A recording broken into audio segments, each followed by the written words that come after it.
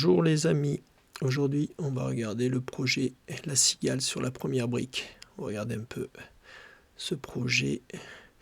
Donc c'est une collecte de 360 000 €, le rendement 11,5% l'an, durée cible 8 mois. Alors c'est plutôt entre 3 et 16 mois, donc une durée cible de 8 mois. Voilà.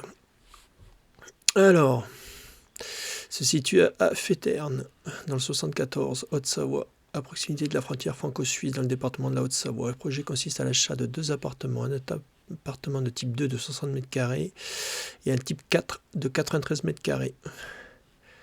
Aucun travaux n'est entrepris. Cette opération vise un coût de revient de 456 000 €, soit 18% du chiffre d'affaires. Ok. Patrick est âgé de 58 ans, il compte déjà de nombreuses opérations soldées avec succès. En effet, dès ce 20 ans, il découle l'immobilier d'abord en tant que négociateur marchand de biens. Bon, ok. Alors allons-y. Donc, Féterne, entre Thonon-les-Bains et Vion-les-Bains. Très joli. Super coin. Donc voilà. L'adresse, l'environnement, le nombre de population qui augmente petit à petit. C'est pas... Oh, c'est marrant ça. Il y a même le modéré niveau de bruit. Ok. Ah, c'est tranche d'âge majoritaire, 0,17 ans, donc il y a pas mal de jeunes. Nombre de maisons, 77%. Ok, donc ça en règle générale, c'est des grosses maisons. Alors voilà, les photos du projet. Donc ça doit être ça. Voilà, c'est le haut. C'est ici. C'est le haut de cette maison. Donc ça doit être le T2. Ouais, c'est ça, visuel du T2. Donc bon, ben, il est super propre. Le T4, donc là, effectivement, un peu plus âgé. Ouais, effectivement, il y a pas mal de travaux, mais bon, à faire. Donc ça, c'est le cadastre. Ok. Alors, bilan prévisionnel financier. Donc lui, il a acheté le foncier, les honoraires d'agence, frais de notaire, 392 400. Les études, les assurances, 1 700 €. Ok, total prix de revient, 450 440 €. Et il veut revendre le T2 et le T4 pour 560 000 €. Prix de sortie, 3 660 € par mètre carré. Prix à l'acquisition, 2 353 € par mètre carré. Ça, c'est vraiment pas... C'est vraiment un super prix là qu'il a fait. Il a réussi à sortir 2350 €. Ouais, c'est vraiment super. 3660 € par mètre carré à la sortie, ça m'a pas l'air énorme. Surtout en Haute-Savoie. On va regarder ça. Alors, dans le cadre de l'opération La Cigale, Patrick a signé un compromis de vente le 23 juin 2023 pour chaque appartement s'inscrivant dans l'ensemble situé. Frais de notaire inclus, représentant 86% du coût de revient et d'autres frais pour 64 000 €.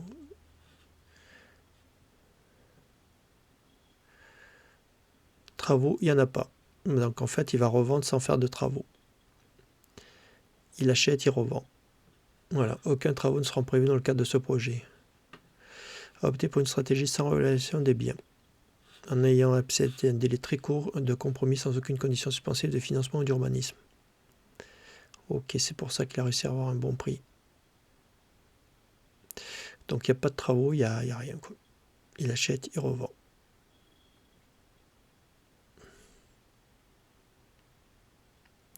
Alors, commercialisation pour l'instant 0. À date, les commercialisations des 2 lots proposés dans ce projet n'a pas démarré. D'accord. Ok, donc il attend d'avoir signé chez le notaire, tout fini, et après il met en vente. Alors, prix du marché pour des biens de type appartement. Meilleur agent, Immobilier Figaro. Ouais, c'est ce que je disais, ouais, effectivement. Lui, il a acheté vraiment bas. C'est ça, 2300, on avait vu. Ouais, 2353. Ouais, d'accord. Donc là, il était vraiment en dessous du prix du marché. Et il pense revendre, ouais, même en dessous du prix moyen du marché. Donc ça, c'est vraiment pas mal. Donc ça devrait, normalement, bien se revendre. Puis il a de la marge.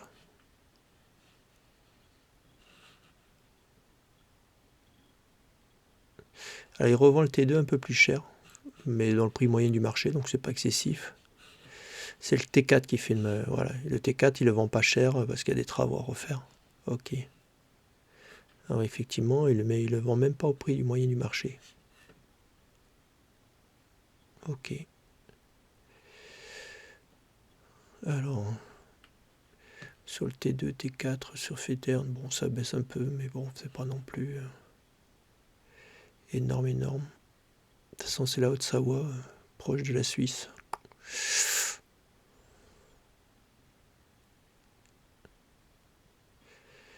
Donc, en fait, il y a 23% d'appartements. C'est pas énorme. Donc, c'est que des propriétaires. Ok. Oui, il se met pile poil au prix médian des transactions. Donc, voilà. Alors, les annonces à peu près dans le même coin.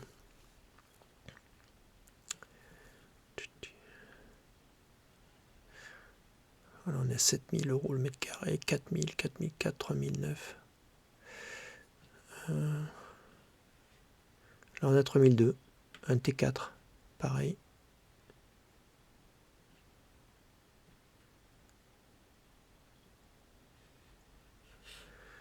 3008, 3008. Non, ouais, il est dans la fourchette moyenne.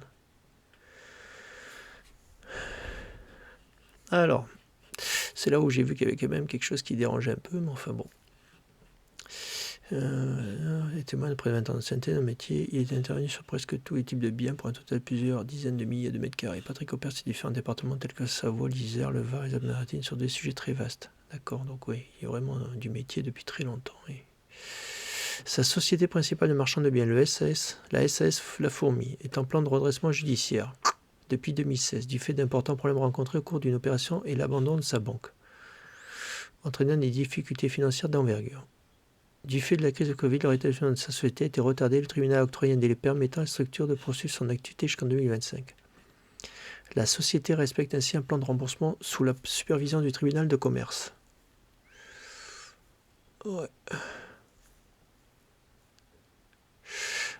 La Primebult Venture, la société par action simplifiée, a associé unique Primebult Venture au capital de 1000 € et dirigée par que au travers de sa holding. Ah, c'est la holding. D'accord.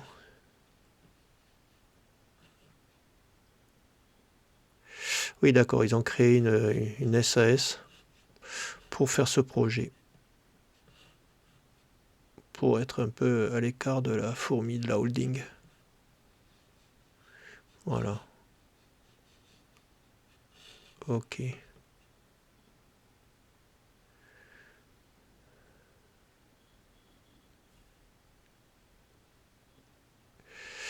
D'accord. Alors, la holding SAS, la fourmi. On a 2021, on a 2022.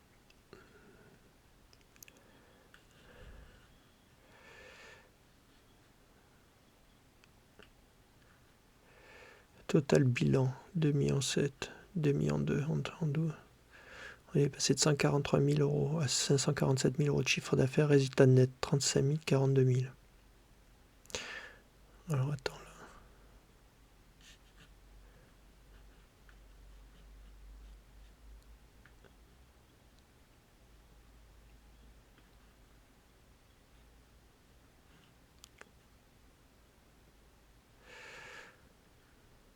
Total passif, capitaux propres.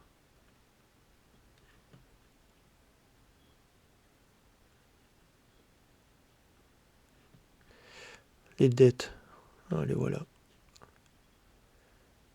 On était à 3 millions, on est passé à 2,6 millions.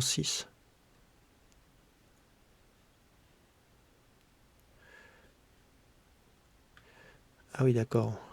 Voilà, les dettes redressement judiciaire. 1,3 million, on est passé à 1,2 million. Dette financière, 997 000, on est passé à 671 000. Donc ça remonte, mais bon.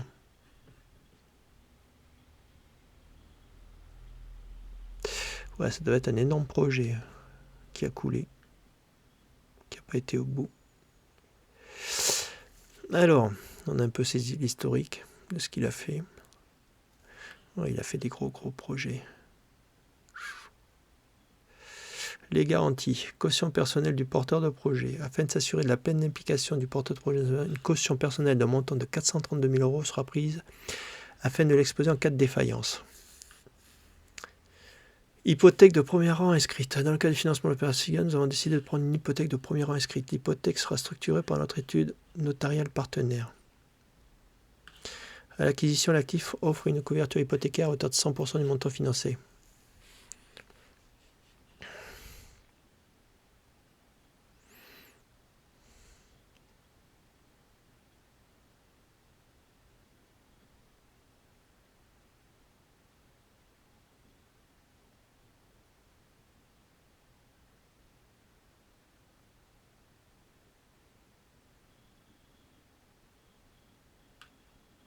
Donc de toute façon, ils ont fait des hypothèques à 100%.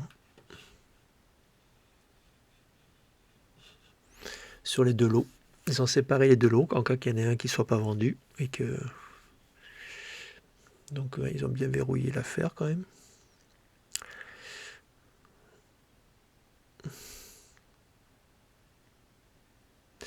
Alors ce qui me dérange un peu, c'est qu'ils ont créé quand même une SAS.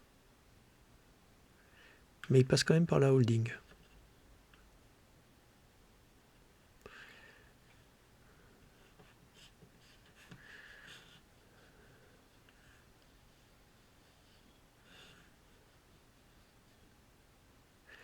Donc l'apport personnel de notre porteur de projet est 96 000, soit 21%, ce qui est correct.